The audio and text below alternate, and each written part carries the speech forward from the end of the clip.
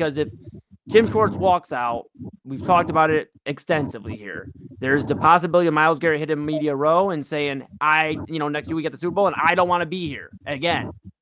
And Denzel Ward for the first time saying, I don't want to be here anymore. I'm sick of this. These are just speculation right now, but it's very, very possible, that this is a thing that could happen for the Browns.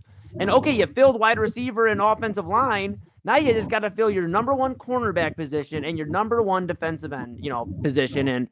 And it would be embarrassing, TK. Let's just dive into that for a minute. It would be embarrassing. Myles Garrett just broke the single season sack record. His jersey is not even a week inside of Canton, Ohio right now in the NFL, the Pro Football Hall of Fame. And there is a possibility within that same 2-week stretch that he may be moved from the Cleveland Browns for real this time. And I know there's fans out there that are going to be like, well, if he wants out, just let him go. I don't agree with that sentiment. I don't believe for everybody that is mad at Myles Garrett in the situation that he's in, Denzel Ward's in, and if you're mad at Myles Garrett for speaking up about the ineptitude, the dysfunction, the embarrassment that the Cleveland Browns have put him through since he's been the number one overall pick back, almost 10 years ago now. Then, 2017, I just don't imagine.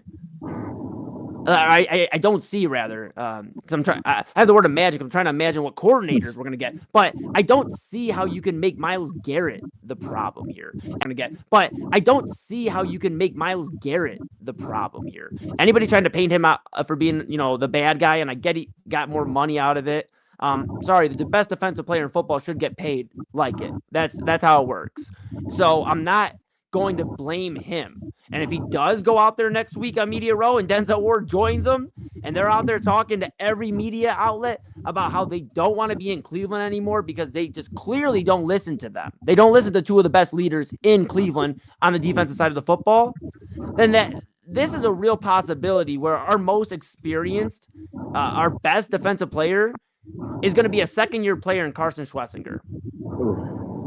And I love Schlesinger.